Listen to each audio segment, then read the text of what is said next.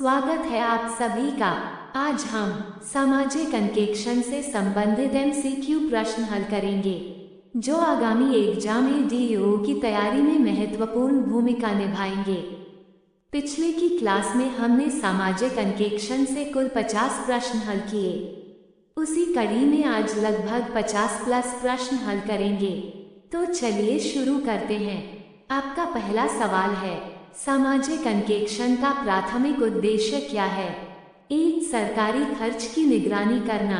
B. नागरिकों को कर भुगतान के लिए प्रेरित करना। सी. प्रशासनिक अधिकारियों को पुरस्कृत करना। डी. सरकारी परियोजनाओं को गोपनीय रखना। इसका उत्तर है ए. सरकारी खर्च की निगरानी करना। आपका अगला सवाल है, सामाजिक अंकेक्षण प्रक्रिया में किसकी भागीदारी आवश्यक होती है? ए. केवल सरकारी अधिकारी। बी. केवल ठेकेदार। सी. नागरिक समाज और समुदाय। डी. केवल पंचायती राज संस्थाएं। इसका उत्तर है सी. नागरिक समाज और समुदाय। आपका अगला सवाल है, सामाजिक अंकेक्षण किस प्रकार की शासन प्रणाली को बढ़ावा देता है? ए. गुप्त शासन। बी. लोक सहभागिता और पारदर्शिता। सी. तानाशाही। डी. केंद्रीकृत शासन। इसका उत्तर है बी. लोक सहभागिता और पारदर्शिता। आपका अगला सवाल है, सामाजिक अंकेक्षण रिपोर्ट का उपयोग किसके लिए किया जाता है? ए. केवल सरकारी अभिलेखों के लिए। बी. केवल बजट निर्धारण के लिए। सी. जवाबदेही और सुधार के लिए। डी. केवल मीडिया रिपोर्टिंग के लिए। इसका उत्तर है सी. जवाबदेही और सुधार के लिए। आपका अगला सवाल है, सामाजिक अंकेक्षण समिति में कौन शामिल होते हैं? ए. केवल सरकारी कर्मचारी। बी. ठेकेदार और आपूर्तिकर्ता। सी. स्थानीय नागरिक, सामाजिक कार्यकर्ता और लाभार्थी। डी. केवल जिला कलेक्टर। इसका उत्तर है सी. स्थानीय नागरिक, सामाजिक कार्यकर्ता और लाभार्थी। आपका अगला सवाल है, सामाजिक अंकेक्षण की मुख्य विशेषता क्या है? ए. बजट वृद्धि। बी. सरकारी दस्तावेजों की गोपनीयता। सी. आम जनता की भागीदारी। डी. विदेशी एजेंसियों का हस्तक्षेप। इसका उत्तर है सी. आम जनता की भागीदारी। आपका अगला सवाल है, सामाजिक अंकेक्षण में किस तरह की सूचनाओं का विश्लेषण किया जाता है? ए. वित्तीय और भौतिक प्रगति। बी. केवल सरकारी आदेश। सी. निजी कंपनियों के लाभ। डी. चुनावी आंकड़े। इसका उत्तर है ए. वित्तीय और भौतिक प्रगति। आपका अगला सवाल है, सामाजिक अंकेक्षण की अंतिम रिपोर्ट किसे प्रस्तुत की जाती है? ए. केवल जिला प्रशासन को। बी. पंचायत और ग्राम सभा को। सी. केवल केंद्रीय सरकार को। डी. केवल लाभार्थियों को। इसका उत्तर है बी. पंचायत और ग्राम सभा को। आपका अगला सवाल है, सामाजिक अंकेक्षण से किस प्रकार की समस्याओं का पता लगाया जा सकता है? ए. भ्रष्टाचार और गड़बड़ियों की पहचान।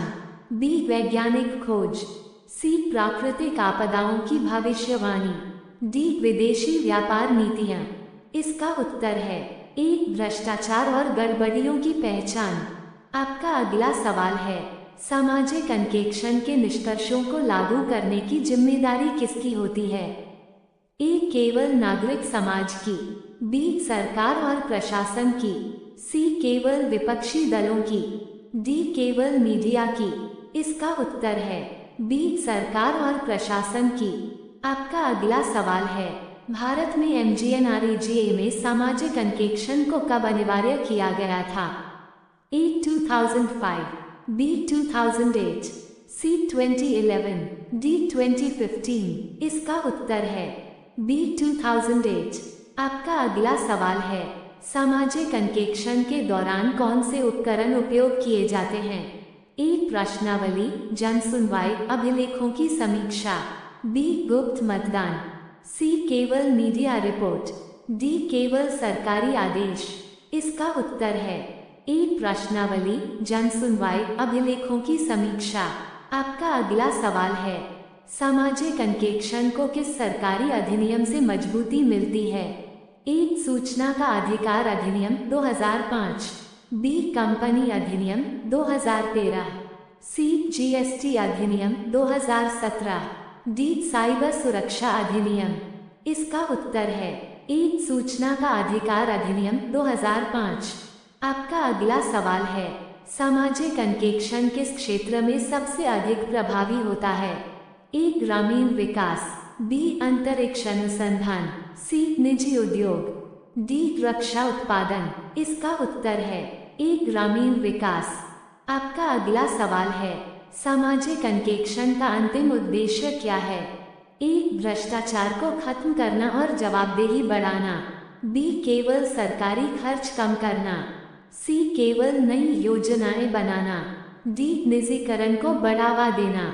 इसका उत्तर है ए भ्रष्टाचार को खत्म करना और जवाबदेही बढ़ाना। आपका अगला सवाल है, सामाजिक अंकेक्षण में पारदर्शिता सुनिश्चित करने का सबसे अच्छा तरीका क्या है? ए स्वतंत्र एजेंसियों की भागीदारी, बी सरकारी अधिकारियों को अधिक वेतन देना, सी सूचना को गुप्त रखना, डी केवल मीडिया रिपोर्ट पर निर्भर रहना। इसका उत्तर है ए स्वतंत्र एजेंसियों की भागीदारी। आपका अगला सवाल है, सामाजिक अंकेक्षण में कौन सा सबसे बड़ा लाभ है? ए योजनाओं का प्रभावी कार्यान्वयन, बी कर संग्रह में वृद्धि, सी सरकारी बजट में कमी, डी केवल लाभार्थियों की संख्या बढ़ाना। इसका उत्तर है ए योजनाओं का प्रभावी कार्यान्वयन। आपका अगला सवाल है, सामाजिक अंकेक्षण में जन सुनवाई पब्लिक हियरिंग का क्या महत्व है? ए जनता की राय सुनना और समस्याओं का समाधान करना, बी केवल सरकारी अधिकारियों को सूचना देना, सी केवल मीडिया रिपोर्ट तैयार करना, डी लाभार्थियों को हटाना। इसका उत्तर है ए जनता की राय सुनना और समस्याओं का समाधान करना। आपका अगला सवाल है, सामाजिक अंकेक्षण को प्रभावी बनाने के लिए क्या आवश्यक है? ए नागरिकों की जागरूकता और भागीदारी, बी केवल उच्च बजट आवंटन, सी केवल सरकारी आदेश, डी केवल राजनीतिक हस्तक्षेप। इसका उत्तर है ए नागरिकों की जागरूकता और भागीदारी। आपका अगला सवाल है, ग्राम सभा सामाजिक अंकेक्षण की रिपोर्ट को कैसे मान्यता देती है?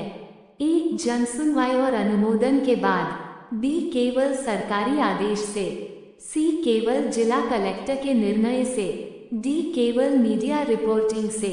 इसका उत्तर है ए जन सुनवाई और अनुमोदन के बाद। आपका अगला सवाल है, सामाजिक अंकेक्षण का अर्थ क्या है?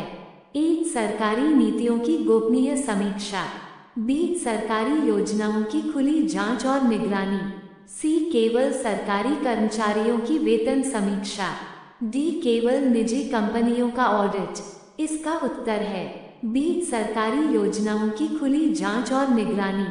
आपका अगला सवाल है, सामाजिक अंकेक्षण की प्रक्रिया में मुख्य रूप से कौन शामिल होते हैं?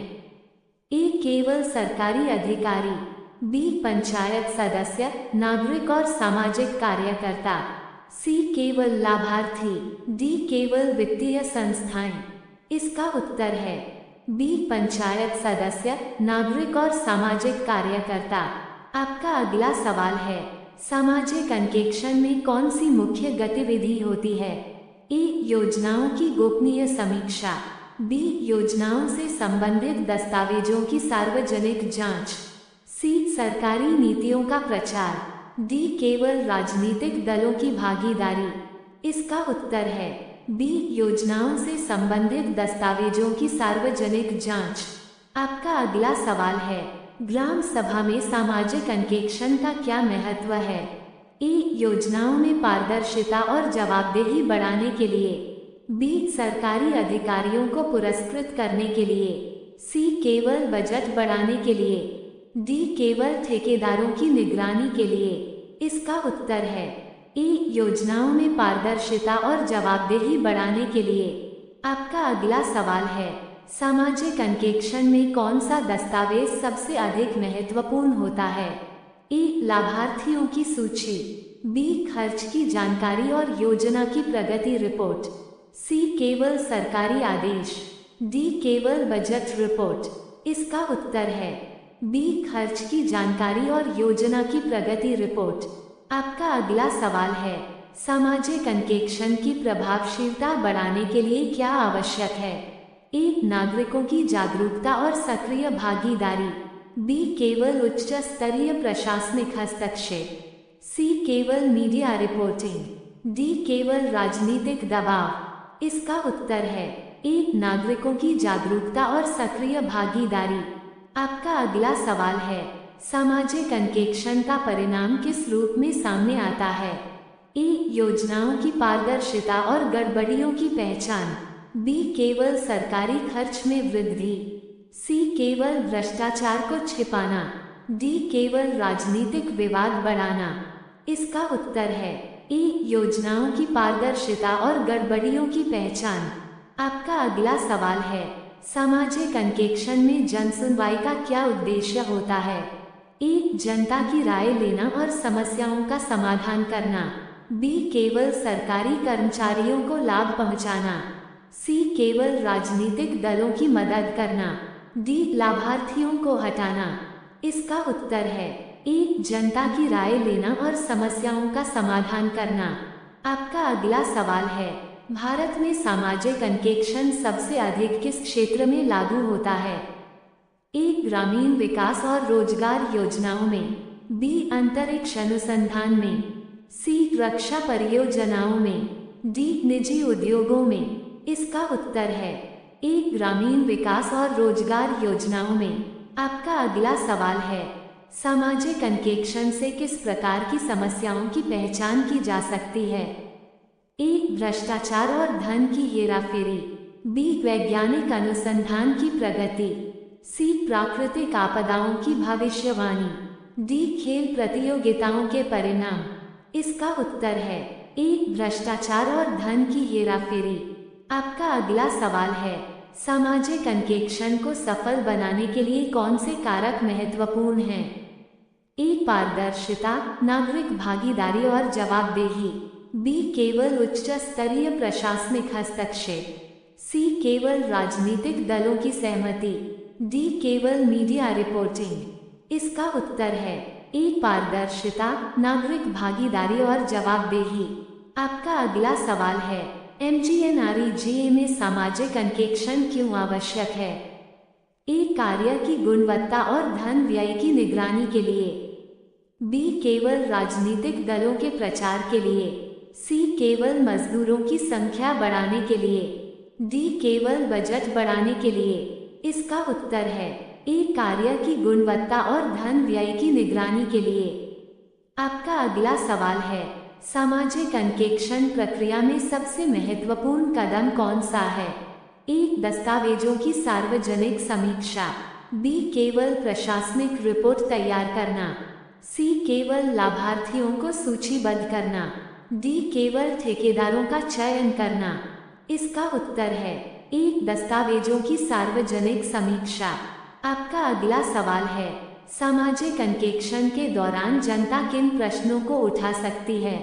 ए परियोजना की गुणवत्ता, धन का व्यय और लाभार्थियों की वास्तविक स्थिति, बी केवल राजनीतिक विचारधारा, सी केवल सरकारी कर्मचारियों का वेतन, डी केवल योजनाओं का प्रचार। इसका उत्तर है ए परियोजना की गुणवत्ता, धन का व्यय और लाभार्थियों की वास्तविक स्थिति। आपका अगला सवाल है, सामाजिक अंकेक्षण की सफलता का मुख्य पैमाना क्या है?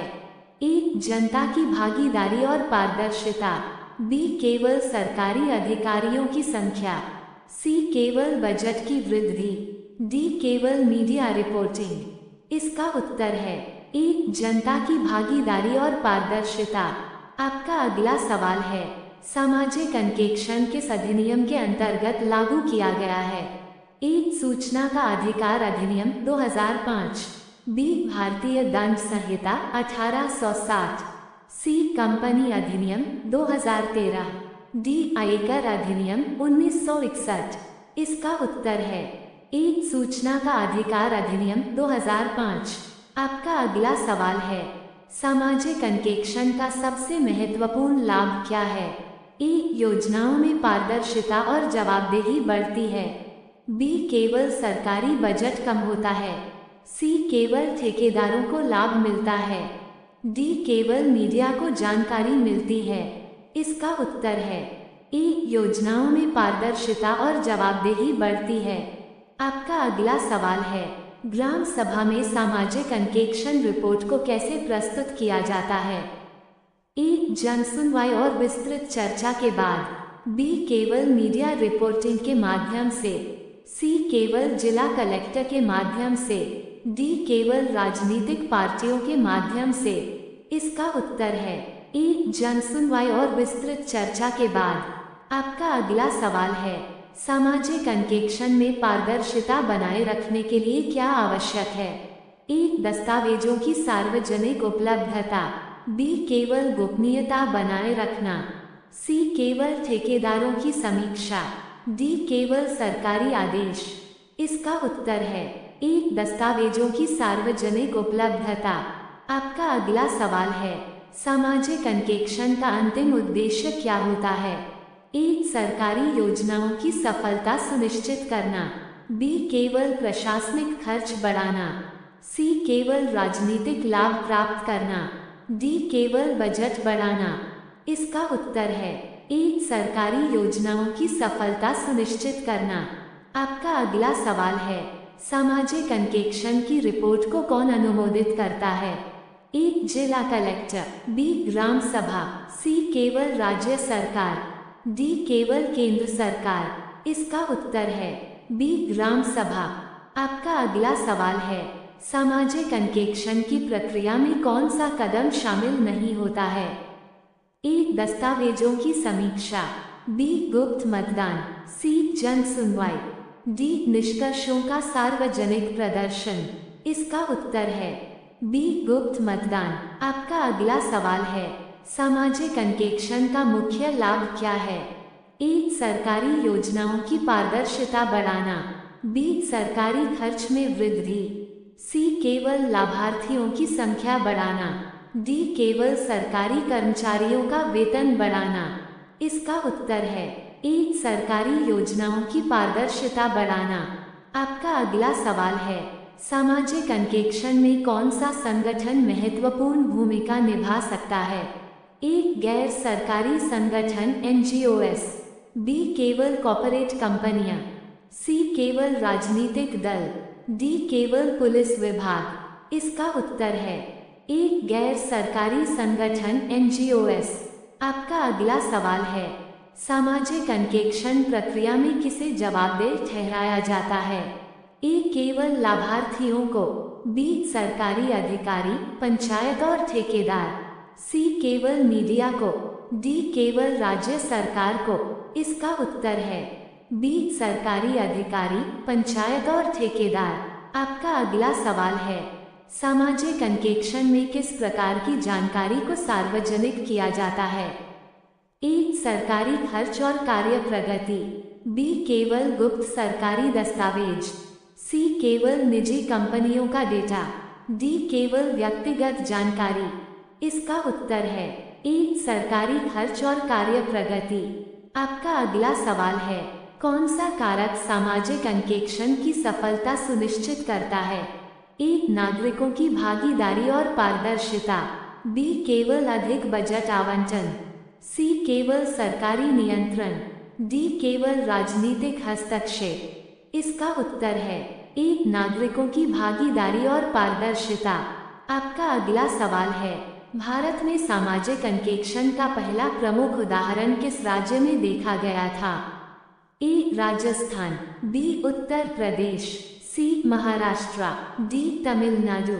इसका उत्तर है ए, राजस्थान। आपका अगला सवाल है, सामाजिक अंकेक्षण किस प्रकार से भ्रष्टाचार को रोकने में मदद करता है? ए, सरकारी कार्यों की सार्वजनिक समीक्षा के माध्यम से, बी केवल सरकारी अधिकारियों को दंडित करके, सी केवल राजनीतिक हस्तक्षेप बढ़ाकर, डी केवल मीडिया रिपोर्टिंग के माध्यम से। इसका उत्तर है ए, सरकारी कार्यों की सार्वजनिक समीक्षा के माध्यम से। आपका अगला सवाल है, MGNREGA के अंतर्गत सामाजिक अंकेक्षण कितने समय में एक बार अनिवार्य है? ए प्रत्येक 6 महीने में, बी प्रत्येक वर्ष, सी 5 वर्षों में एक बार, डी केवल शिकायत होने पर। इसका उत्तर है बी प्रत्येक वर्ष। आपका अगला सवाल है, सामाजिक अंकेक्षण से कौन से क्षेत्र में सुधार होता है? ए सार्वजनिक सेवाओं की गुणवत्ता, बी केवल निजी कंपनियों का लाभ, सी केवल सरकारी बजट में वृद्धि, डी केवल मीडिया की भूमिका। इसका उत्तर है ए सार्वजनिक सेवाओं की गुणवत्ता। आपका अगला सवाल है, जनसुनवाई पब्लिक हियरिंग का मुख्य उद्देश्य क्या होता है?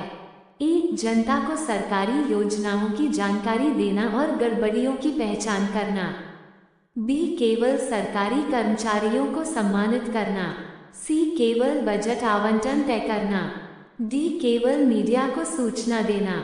इसका उत्तर है ए जनता को सरकारी योजनाओं की जानकारी देना और गड़बड़ियों की पहचान करना। आपका अगला सवाल है, सामाजिक अंकेक्षण में दस्तावेजों की समीक्षा क्यों महत्वपूर्ण है? ए योजनाओं की पारदर्शिता बनाए रखने के लिए, बी केवल प्रशासनिक प्रक्रिया पूरी करने के लिए, सी केवल सरकारी अधिकारियों की पदोन्नति के लिए, डी केवल बजट निर्धारण के लिए। इसका उत्तर है ए योजनाओं की पारदर्शिता बनाए रखने के लिए।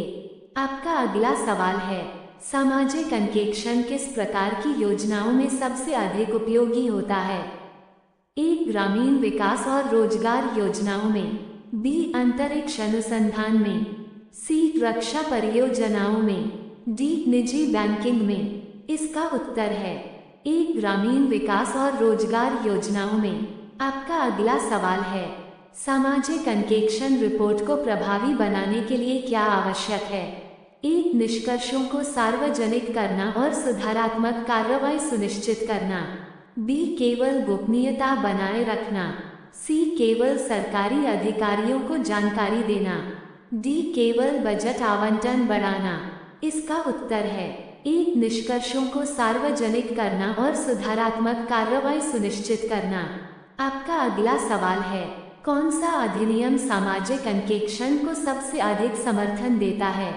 ए सूचना का अधिकार अधिनियम 2005, बी भारतीय दंड संहिता 1860, सी कंपनी अधिनियम 2013, डी शिक्षा का अधिकार अधिनियम 2009।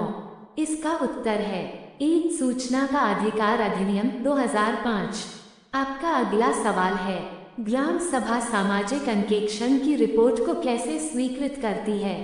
ए जनसुनवाई और बहस के बाद, बी केवल सरकारी आदेश से, सी केवल मीडिया रिपोर्टिंग से, डी केवल प्रशासनिक स्वीकृति से। इसका उत्तर है ए जनसुनवाई और बहस के बाद। आपका अगला सवाल है, सामाजिक अंकेक्षण का दीर्घकालिक प्रभाव क्या है? ए शासन प्रणाली में पारदर्शिता और उत्तरदायित्व बढ़ना, बी केवल सरकारी योजनाओं में देरी, सी केवल बजट में कमी, डी केवल राजनीतिक लाभ। इसका उत्तर है ए शासन प्रणाली में पारदर्शिता और उत्तरदायित्व बढ़ना। आपका अगला सवाल है, सामाजिक अंकेक्षण को लागू करने की सबसे बड़ी चुनौती क्या है? ए नागरिकों की जागरूकता की कमी, बी केवल बजट की कमी, सी केवल प्रशासनिक जटिलताएं, डी केवल मीडिया का हस्तक्षेप। इसका उत्तर है ए नागरिकों की जागरूकता की कमी। आपका अंतिम सवाल है, सामाजिक अंकेक्षण का अंतिम उद्देश्य क्या होता है? ए सरकारी योजनाओं की प्रभावशीलता और पारदर्शिता बढ़ाना, बी केवल सरकारी खर्च बढ़ाना, सी केवल प्रशासनिक प्रक्रिया को जटिल बनाना, डी केवल लाभार्थियों की संख्या सीमित करना। इसका उत्तर है ए सरकारी योजनाओं की प्रभावशीलता और पारदर्शिता बढ़ाना। आज हमने 7 प्रश्न हल किए। इस टॉपिक से हमने कुल 110 प्रश्न हल किए जो आगामी एग्जाम में सहायक सिद्ध होंगे। चैनल में बने रहने के लिए धन्यवाद।